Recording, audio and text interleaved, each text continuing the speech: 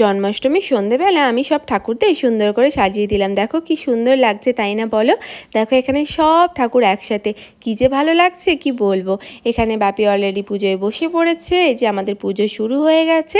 আর এখন এখানে হচ্ছে আরতি, এখানে বাপি করছে আরতি আর আমরা সবাই বসে বসে পুজো দেখছি। এই যে এখানে আছে মা, মামনি, আমি সবাই বসে বসে আমাদের গোপালের পুজো দেখছি। আর এখন হচ্ছে হোম, এই দেখো হোম হচ্ছে, খুব সুন্দর হোমটা হয়েছিল। আর এখানে সব বাচ্চারাও চলে এসেছে, এই যে এখানে সব বাচ্চারা বসে আছে, ওম আছে, বুবু আছে, দিদিয়া আছে, এখানে বৌদি আছে, মা আছে, সায়ন আছে, মামনি আছে, আর বাপি করছে পুজো।